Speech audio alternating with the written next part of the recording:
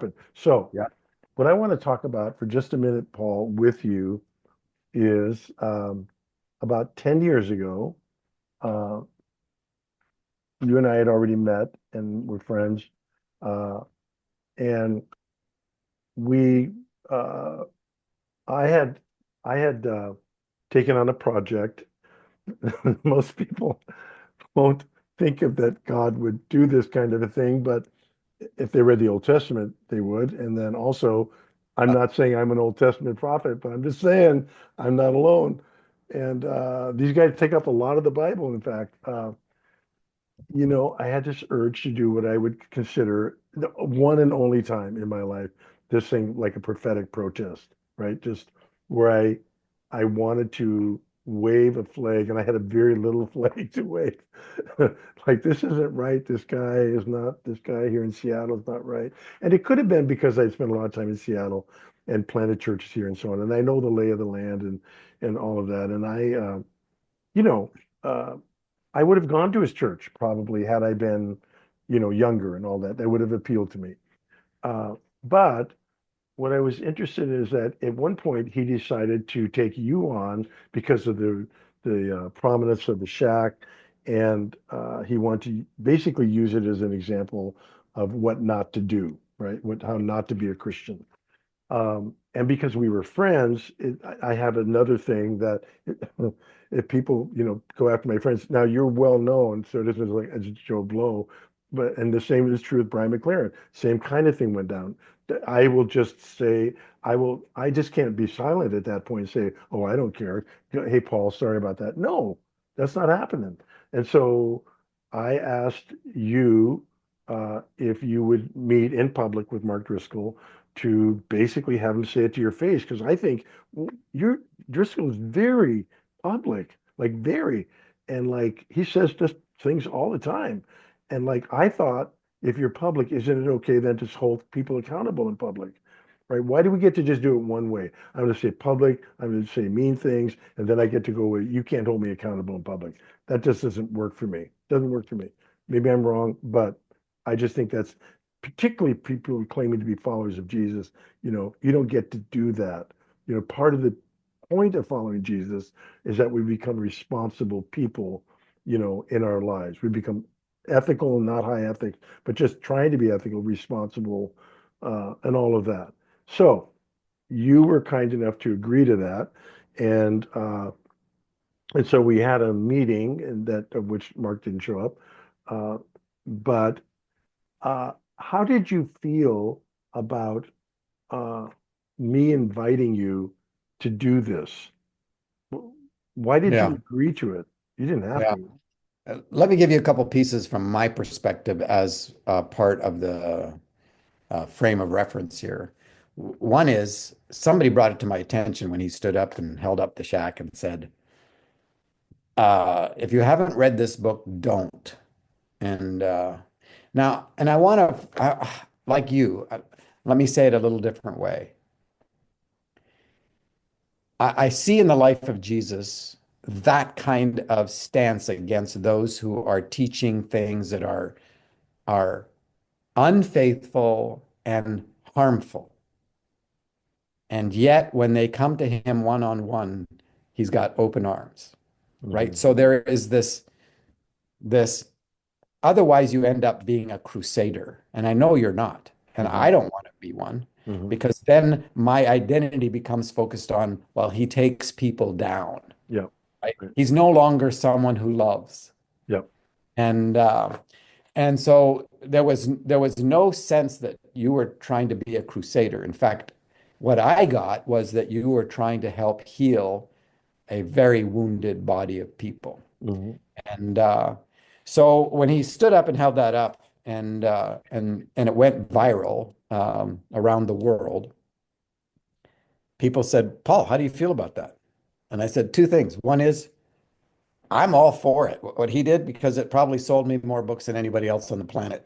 He's like, where the law comes, sin abounds. So if he says don't, then people are going like, what's he talking about? I think I'm curious about this. So that was sort of tongue in cheek. And I Yeah, said, but true, "And- but true. but true. Yeah. The other thing I knew he hadn't read the book. Mm, because he went on to talk about what he saw was the things that were wrong in the book. And it was obvious that either he hadn't read it or we had completely different definitions of pretty major theological words. mhm, And so I knew. So when you said, "Would you do this?" I loved the idea because I wasn't afraid. I wasn't mhm, afraid that something bad would happen, or I mhm, wasn't afraid of being in public and embarrassed. I'm not afraid like that. mhm, mhm. And so it was like, yeah, I think that's a great idea. Um, so to answer your question, it was I have green lights about this. I don't have any problem with this at all. I think this would be a good thing. And it may actually lead to some kinds of healing somewhere, Mhm, even in the heart of Mark. mhm, And who is my brother, who we're going to have a mhm. relationship for the rest of eternity. We're not dealing with somebody who I'll never face or meet Right. uh, Right. again. So, okay. So I was good with it. So it ends up that Mark doesn't show up, and which would have been uh, it would have been out of character for him to show up, frankly, Sure. based on my past experiences with him. And keep in mind, I had no platform visibility, so this wasn't like, this. I'm leveraging your public visibility completely. No, it was a small gathering. Yeah, and it was a small gathering, and then after that, then what happened? And I think you said Mark, somebody reached out to somebody, and Well, well, those who came, remember that gathering we had with all of those who had been oh, that's right. Yeah, yeah, yeah. harmed. Yep, yep. You want to talk about that a little bit? Um, yeah, go ahead. Yes, yeah. Okay, so there were a number of younger people, a lot of couples who had been engaged in leadership Hmm. of one sort or another at this huge, Mark's church was a huge mega church. Hmm. And one of the most dominant in every sense, most dominant presences in Seattle area, and then with a global kind of outreach. Um, and they were hurt. They were hurt. They had been all harmed in one way or the other. And it was just like a gathering of wounded sheep. And and so we had a time. And this is before that morning was the day that I had contacted Mark directly myself. Hmm. And I had asked him, would you meet with me in any kind of public forum at all to have a conversation about this? Because we're obviously in at some levels in conflict or disagreement with each other. And he said, absolutely not. I Yeah, mean, I wait, wait, was wait, on, wait. This was in a phone voicemail or a call? yeah, phone conversation. Oh, him personally telling you. Yeah, yeah, yeah, yeah. All right. And Interesting. and I said, okay, would you meet with me in any circumstances that were of your choosing? And he said, you would meet with me in any place or time that I would choose. And I said, absolutely. He said, you would meet with me in my office one on one. I said, yes. I said, okay. And he set it up.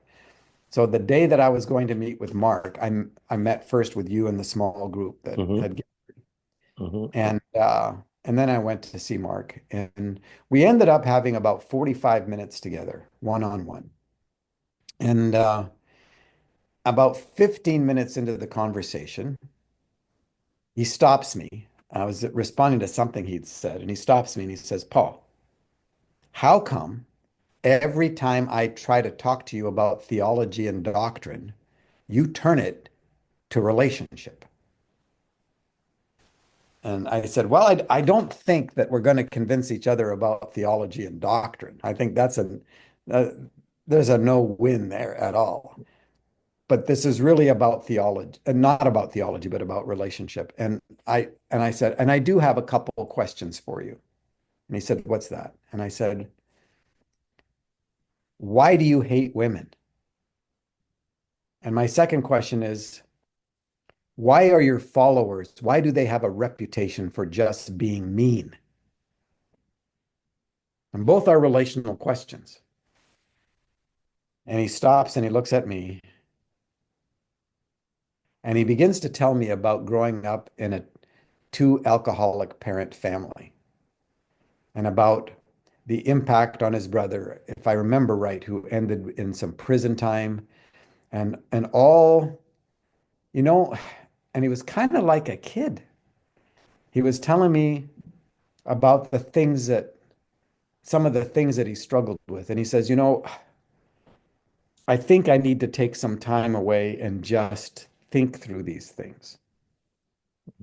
And that took the rest of the time of our conversation. And he didn't do that. But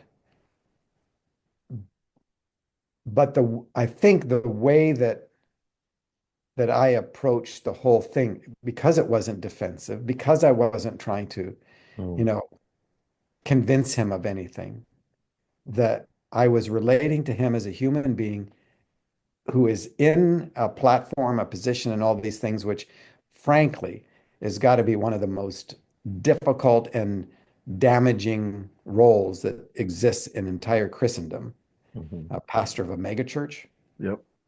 you know, where you either going to take control and rule, or at some point somebody else is going to do it, for you, or you're going to get exposed and crucified. Right. Because unfortunately, the Western church system, like they say, they crucify their wounded, especially if they're leaders, Yep. and everybody begins to distance themselves as far as possible. So, But so he did, Mark didn't, when you said, why do you hate women? He must have he didn't defended. answer either question. He Interesting. just started talking about the way he grew up. Okay. Yeah. Yeah.